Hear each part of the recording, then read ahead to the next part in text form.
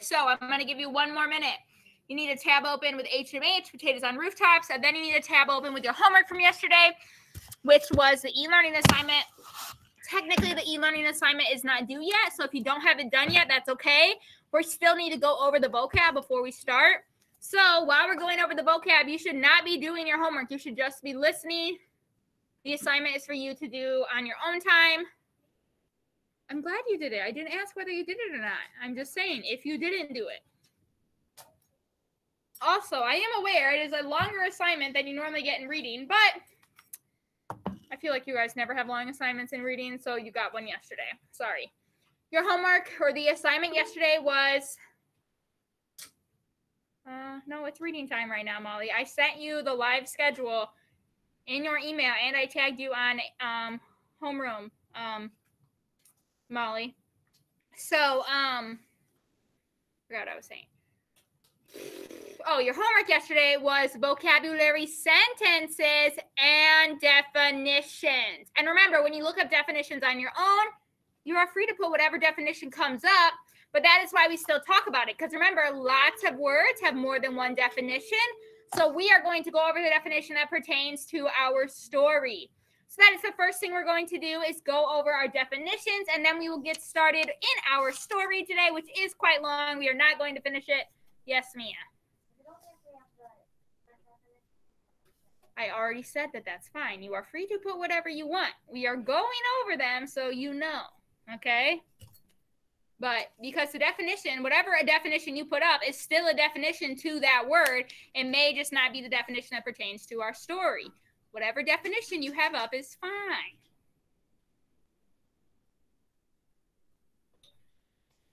Drop my cap. But first things first,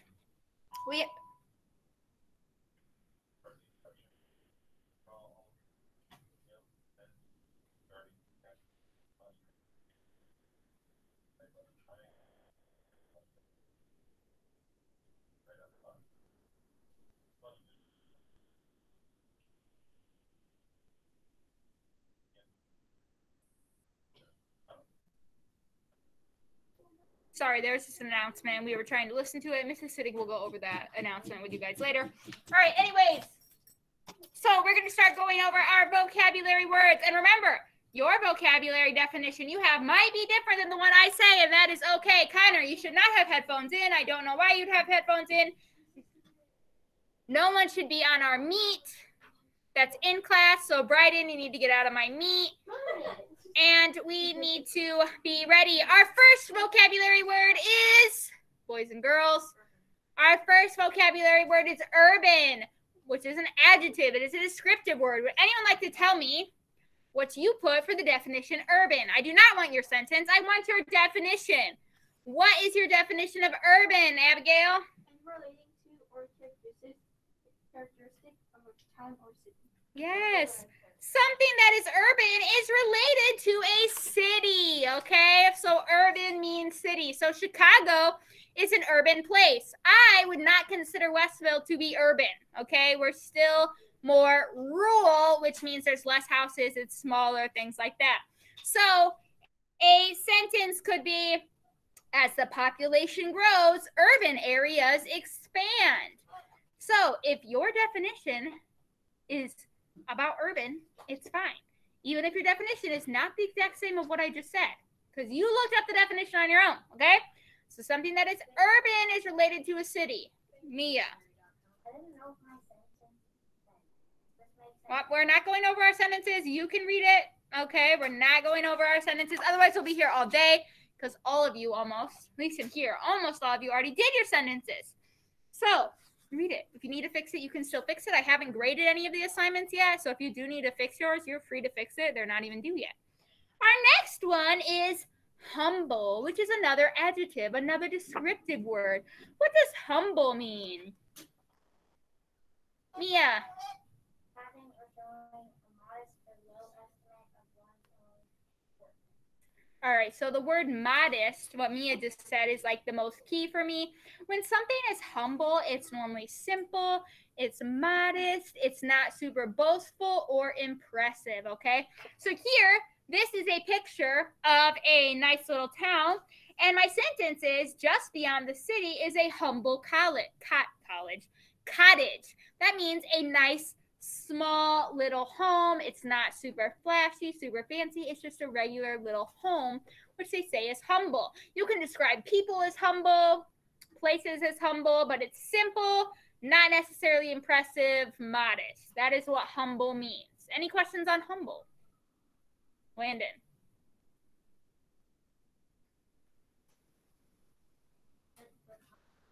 Okay, well, good thing they're not due yet. All right, this next one, there's definitely more than one definition for. So, what definition did we put down for plots? Like I said, there's definitely more than one definition. So, it's okay if you have the one that doesn't pertain to our story. That's why we're going over them. Haley, what did you put for plots? An area of Okay, well, go Haley. That's the one that has to do with our story. An area of land that is used for a certain purpose. Also, plot. Some of you might have gotten, when you looked at the definition of plot, could be like a scheme between two people to, like, if I was like, Abigail, let's make a plot to surprise Mrs. Siddick. That would be a plan, a scheme. That could be called a plot. But the plot in our story is a small section of land. Ethan, stop it, please. A small section of land that is used for a certain purpose. So we are going to hear about plots within our story. Any question about plots? Also, like if your parents were to go to buy land, it would be called a plot. You know, like I live on like a city plot. Okay, that's like what the land section of land is called. Once again, the section of land. All right. Okay. Our next one is one that Mrs. Kneifel should use this word more often. I need to get it on my list. The word is alternative. What does alternative mean? Mrs. Kneifel needs to use this word more than I do because it's a good word. Dylan, tell me, what does alternative use? Ethan, get off my meat, please. It basically means that there's another possibility. Yeah, another possibility, another choice, another option. So an alternative is a choice or option that can take place of something. So think about when we take lunch count every day. Okay, do you want pizza, or the alternative is PB&J or Lunchable? So Lunchable or PB&J can take place of the pizza. So those are considered alternatives, okay? Everyone good on an alternative? Your mom might be like, okay, you can vacuum the whole house or you can wash the windows. So the alternative to vacuuming the house would be washing the windows, a choice, an option. Bryden's going to stop talking and distracting me. Our next one is transform. We should all know what the word transform means. What does transform mean, Olivia? I don't have it written down, but transforming to turn into something. To transform something, you change it from one thing to another. So if Mrs. Kneifel had a sheet of paper, I could cut that sheet of paper into a snowflake, and I would transform a sheet of paper into a snowflake. Okay, so transform. You change one thing from one thing to another would be transform. That one's one that we've definitely all heard before. Bryden, this is the last time I'm going to talk to you today. You need to do the right thing. Our next one, which is number 6, maybe, is artificial. What does artificial mean? Artificial. Artificial. Da, da, da, da. Where? I feel like we're missing some friends. Matthew. The picture does not help with this artificial. The sentence goes along with artificial. Well, artificial does not mean what's on the picture. Landon. Artificial does not have to necessarily mean fake, because artificial things are still a thing. No, artificial things are still a thing, so we can't say they're not real, because I can go find something artificial. Abrielle, why don't you help him out?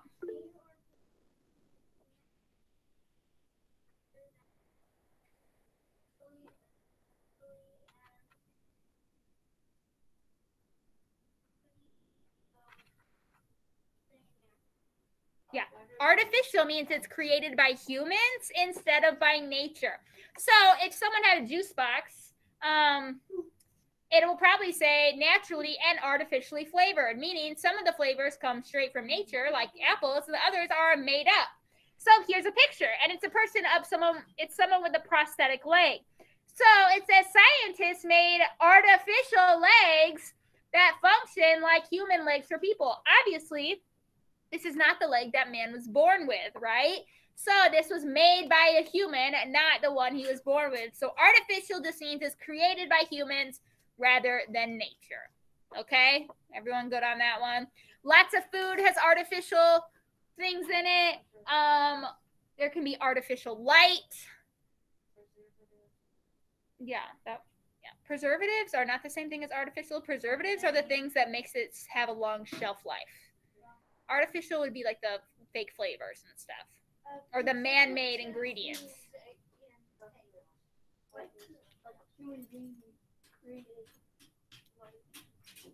There's many things that are artificial. But artificial, created by humans rather than nature. Okay? And we have the word yield. There are definitely two different definitions of yield. There's a yield sign in the elementary that you guys probably stop at sometime to check and see if there's shiny friends. So the yield can mean stop or pause and look for oncoming traffic, especially when your parents are driving. What else does yield mean, Connor? You look very enticed with something back there. Why don't you tell me what yield means? Probably because he's not doing the right thing. All right, so once again, not doing the right thing. What does yield mean, Connor? I already said the definition for that one. I want the other definition of yield.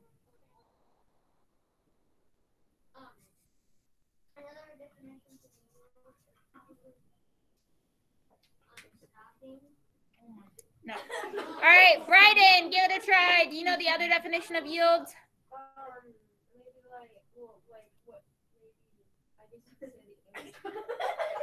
Okay, so I've already, boys and girls, I have said a definition. If the definition you have written down is something different, feel free to raise your hand. Molly, why don't you try since you're raising your hand? Slow or calm. Okay, slow or calm. What else, Haley? Produce or provide. Produce, not produce. Produce would be like food. Produce means like to make it. So to yield means to produce or create something. So for example, the field will yield a large crop. That means the field will produce a large crop. Okay? So yield can mean slow or calm. It can mean to like make a pause, you know, in traffic and whatnot. Or it also means to produce or create something. Ethan. It also means give way to argument. Okay. So Landon, did I ask you to scream across the room to Ethan? No. Of course someone has the same definition as you. You guys probably all use the same website. So yes, I know that's what you were supposed to do. So it should not be shocking that someone has the same as you. There are tons of different definitions for yield. The yield we will be hearing in our story is to produce or create something. And our last one, which Mrs. Kleifel has somehow managed to misplace her vocabulary card for this one, is influence. Does anyone have a definition for influence? What is an influence? Bryden, what is influence? Affect or change someone or something. All right, to affect something or change something. Hey, that's not, no, unnecessary. If you influence someone or something, you have an effect on them. Like your parents influence your food choices, okay? And you're like, oh, what do you mean? Okay, well, if you lived with different parents, you'd probably have a different taste in food because all, you know, people have different tastes in food. Or if you think of your family and the holidays you celebrate, if your family celebrates Christmas, you probably celebrate Christmas too because you're influenced by your family. You don't have your own set of holidays just because you want them. So there's lots of things. The media influences us. The books we read influences us. Your teachers influence you. So there's tons of different ways you are influenced every day, even if you don't think you are. Boys and girls, why am I hearing anyone but myself? Thank you. So your homework, this assignment, which was 8 definitions and 8 sentences worth 40 points total, is due by Friday at the end of the day. If you think you might have something wrong, you are free to change it. I'm not going to grade them yet because I want everyone to have a chance to change it or finish it by that means. So I need you guys to exit off your homework now and head to our story, which is on HMH, Potatoes on Rooftop Farming in the City. I need you on the Prepare to Read page. Right in. I don't know what you think is funny.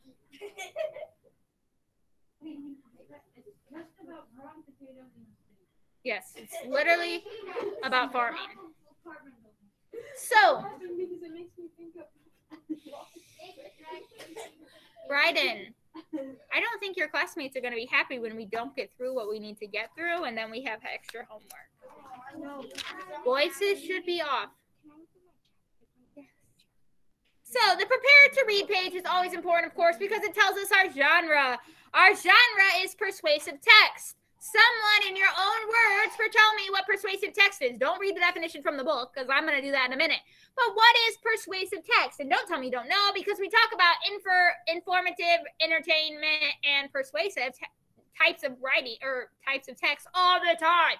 So what do they mean? What does persuasive mean, Dylan?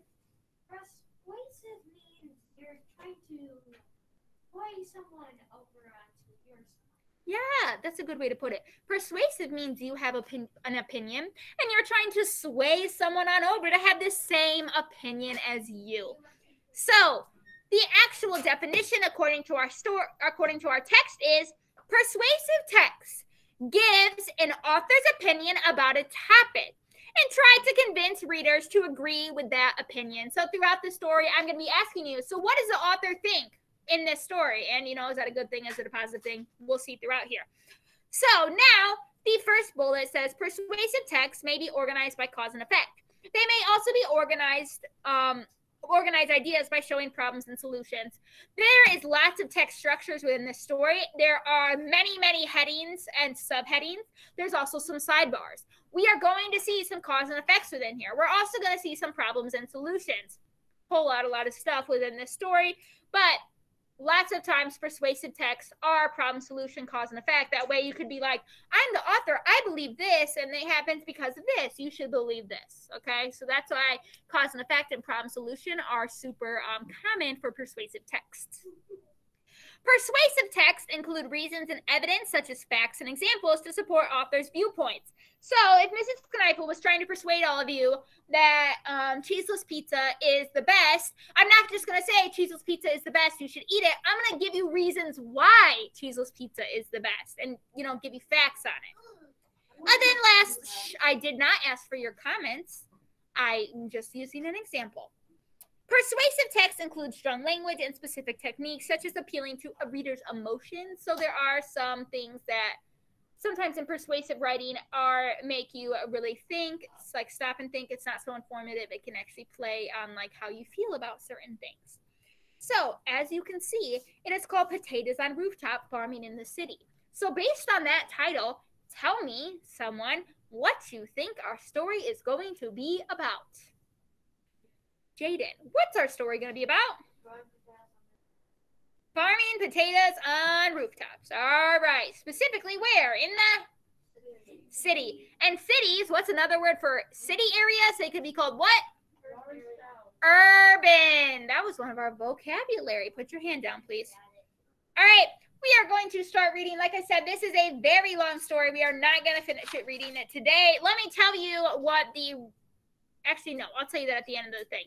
Remember to remind me to tell you the rundown at the end of class. Do you need something? I'm probably going to tell you at the end of class. That's literally what I was just talking about. So don't worry about that. All right, so the first thing we're going to read is called Changing the Urban Landscape. Cities are sometimes called concrete jungles. Does anyone know what that means? Why would a city be called a concrete jungle? Ethan? Because there's so much concrete from the sidewalk and the buildings and it's everywhere, like plants in a jungle. right. When you go into a jungle, it is overwhelming with plants and animals and flowers and vines and trees and grass and whatever. It's full of it. Well, if you go into a large urban area like Chicago, there's going to be buildings and hotels and restaurants and sidewalks and everywhere filled with concrete and bricks and stones, overwhelmingly so. So that's why sometimes cities are called concrete jungles. It is like a jungle, but without plants. It's just concrete instead. But imagine an urban neighborhood so lush and leafy, it seems more like an actual jungle. Picture your class growing, picture your lunch growing on a vine just outside your classroom window. In some cities, these images are becoming real. About 8 million people grow food in urban areas, from humble herb patches to state-of-the-art farms, and their numbers are going up. These gardeners and farmers are leading the way towards greener, healthier cities.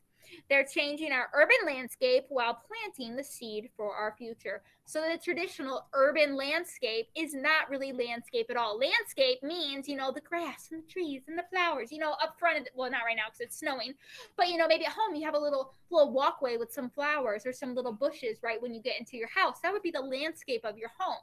Well, the urban landscape is traditionally just concrete, there's not much green going on. But right now, there are 8 million people that are starting to grow their own food in cities. And that could mean little herb patches. Herbs are things like thyme and basil, oregano, little tiny things that can grow. And those can be grown in a windowsill nice and small. But we're going to learn about state-of-the-art gardens, which means like high-tech gardens, how people are really farming in city places, and how that is going to change our future. Obviously, is adding more plants and greenery going to hurt any place? No, especially not a city. By adding plants, guess what? You're going to be getting, better things into the environment, right? Better air, better quality of food, all those different things. So it is definitely a positive adding greenery and plants and food and all that stuff to city areas. Landon. No, they're not. How are they bad? They're bad if you stick your hand in it, but who's doing that? All right, so if you're looking at these 2 pages here, this is called Changing the Urban Landscape. And then off to the side, it is a whole different color. The text is a different color. So what would this green section be called? This is a what, Olivia? We talk about them every week. Almost. Yeah. Jaden. Sidebar. It is literally off to the side. It is a different color. There's not that nice big heading for us to know what it is. So this is a sidebar right here, friends. Okay. If you're at home, hopefully you're following along with us. So we're going to read this sidebar real quick. And this, remember, sidebars have to do with our topic, but do not follow along directly with our story. Correct? They just give us extra information. So, a taste of freedom. Former South African President Nelson Mandela spent 27 years as a political prisoner on Robben Island. He dug into the rocky soil with his bare hands to create a vegetable patch that was just 1 yard wide and shared his harvest with fellow prisoners. People visit his garden today as a monument of kindness, perseverance, and hope. If Mandela's humble garden had the power to transform lives, what could we do with the space, tools, and technology available in our cities? I'm going to read this little quote at the bottom really quick, and then we're going to talk more about it. To plant a seed, watch it grow, to tend to it, then to harvest it, offered a simple but enduring satisfaction. The sense of being the custodian of this small patch of earth offered a small taste of freedom. So Nelson Mandela was a political prisoner. That means he was a prisoner, but for like political treason. I don't really know why. I should probably know. But anyways, he was a political prisoner. Obviously, do you have a lot of rights or a lot of things you can do in prison? No. But he felt it made him a small taste of freedom, that he was able to grow some of his own food. So that gave him some power, that he was able to grow something and to share it with others, even though he was stuck in prison. Okay? So growing food can have more benefits than just having food to grow, right? It can also give you a sense of freedom, according to Nelson Mandela. All right? Who was the former South African president? Please turn the page. And now we are done with our sidebar and we are getting back to our actual story. And remember, like I said, there are a lot of subheadings. So, because this is a persuasive text, it is not told like a narrative. So our first heading was, I don't remember. Our first heading was changing the urban landscape. Then we had a sidebar, a taste of freedom. Now we have another subheading, which is called Ye Old Victory Garden. Anyone ever heard of a Victory Garden? No. Well, you're about, oh, look, Abigail wins. All right, you're about to hear what a Victory Garden is. During World War I, cities around the world began running out of food. Thousands of farmers served in the army instead of tilling their fields. Fertile ground was destroyed by combat and bombs. International waters became very dangerous for ships carrying food. So World War I was during 1914 to 1914 to 1918. And why were the farmers not able to tend to their fields? Abigail. Because they were fighting in the war. Right. Lots of times men were drafted and they had to go to war. They didn't have a choice. So there was no one to take care of their plants. Well, if no one's growing corn and no one's growing wheat and no one's growing beans, how are we creating other foods? Because there is like corn and wheat and so many other foods. So the the world began running out of food. So in 1719, a new organization in the United States called the National War Garden Commission decided the solution was to grow food on a smaller scale closer to home. It encouraged citizens to use all available growing space and taught people how it can preserve food.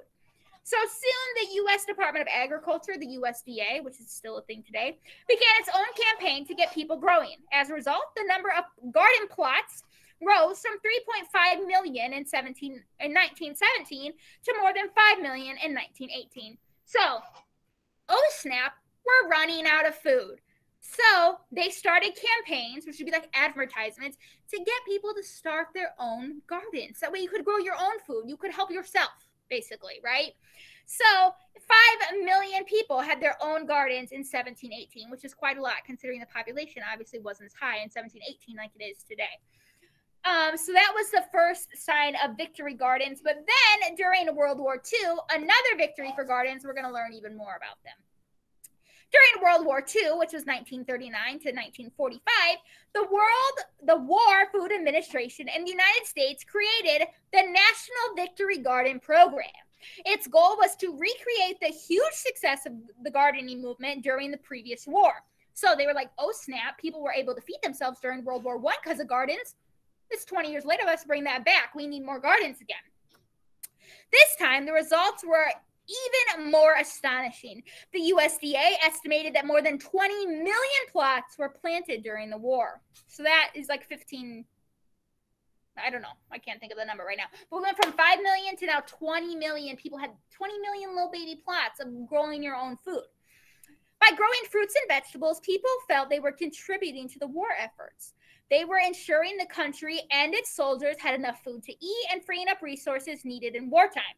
For example, metals and other materials normally used to process food could be put to military use instead. Railroad cars carried less food, allowing them to carry more munition. So people had their gardens. If they had spare, they could give it to, soldiers. They could give it to other people. You could help out with your garden, or you could just feed yourself. But also, instead of factories having to produce, flour and bread or whatever factories were producing back then, they stopped producing food-related projects and started producing things that were needed for the war. Same with railroad cars. Instead of, people in the West growing their wheat and shipping it to the East, people were growing their own food in the East and in the West. So railroad cars could be used for shipping war-related necessities instead of just food. So people felt like by growing their own food, they were doing their part to help war efforts. So there are there are 5 little posters that we're about to read about in a second.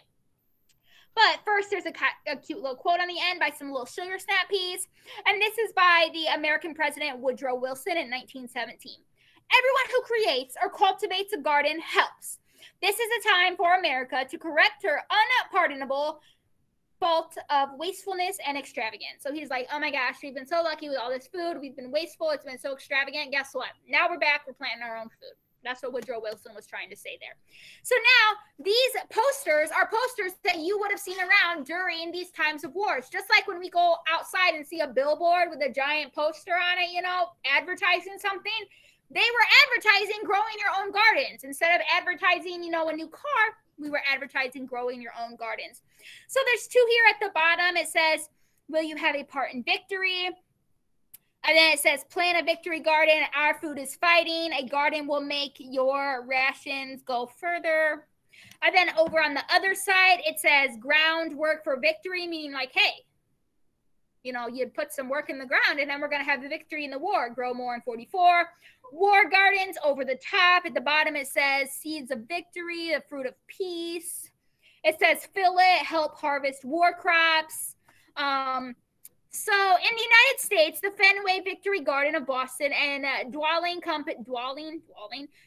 Community Garden of Minneapolis are the last remaining victory gardens from the war. So there's 2 victory gardens that still stand today after, 20 million. There's 2 whole left because we just don't really need them anymore. So these posters, if you were around in 1944, if you were around in 1944 and you're seeing these posters, what message is the poster sending to you? Like, what are these posters telling us? Mia? Right. If you want to help win the war, plant some food, right? That's what they're trying to tell us. They're saying plant the food, help us win the war. So these are the advertisements that were all over the place. I need you to turn the page now, friends. And we're going to read about every available inch. So now we're moving on from the past and we are back to the present, okay? So what was old is new again. Those victory gardens were ahead of their time. Even in peacetime, there are plenty of reasons to grow our own food in cities. But not everyone has a yard that can be turned into a garden. And some neighborhoods have no green space at all. How do you turn a concrete jungle into a source of fresh, healthy food? Fortunately, there's nothing engineers and architects love better than a challenge. So, okay, like how are we going to grow a garden if there's no space? Oh, guess what? People are going to find out, and that's what we're about to read. We're going to read about a vertical garden. Show me with your hands what way is vertical. Up and down, right? That is vertical. This is horizontal. The ground is horizontal. Vertical means up and down. So a vertical garden means, oh, it's going to grow up. That's weird, right? What garden's growing up? I don't know. We're about to find out. Okay. When cities are too jam-packed to create wide growing spaces, one alternative or choice or option is to grow up and up and up, also known as living walls. Vertical gardens can transform brick, concrete, and siding into artistic and even edible walls. The Urban Farming Food Chain Project in Los Angeles created food-producing wall panels that are mounted on buildings. Those who tend to the walls reap the harvest, which is not sold commercially. You can create your own wall panel by recycling shelving units, adding hanging pots to wooden fences, or even hanging old shoe organizers. So, what purpose does the side of a building have besides being the side of a building? It's just the side of a building, right? It's right. The wall over here is a building. So in places that are cities, urban areas where they don't have a lot of space, they started mounting different things to the wall so you could put plants in there. And then you could have a whole wall filled with plants, okay? So they're using space that is basically just there because it has to be there. It's a wall. And they're using it for plants. So here is a picture of a vertical plant or a vertical garden right here, and there's a little caption. Remember, captions tell us what pictures mean. It says this vertical garden is planted with a pleasing variety of spices, flowers, and fruits. So also, most vertical gardens, they are used, the people who harvest them or the people that weed them, water them, take care of them are the people who get it. That means they reap the harvest. That means you get what you take care of. So people aren't selling, if I put a vertical garden on the side of my apartment wall, if I live in the city, I'm not selling the fruits and vegetables there. I'm giving it to people, or I'm just eating it to other people who are helping or taking care of it. So that is what a vertical garden is. It's attached to a wall, a side of a building, and it grows up instead of being on the ground below, okay? Now, we are almost out of time, so we are going to stop here. Don't leave the meat. Don't leave the meat. I'm going to tell you what we're going to do. Tomorrow, we are going to finish reading the story, and we are going to talk through some questions. We'll probably do a radar question together. Your homework tomorrow will be the 5-question quiz. So it'll be a homework assignment instead of a quiz. So it'll only be worth like weighted one time. Oh, I forgot your guys' writing prompts. They're in my classroom.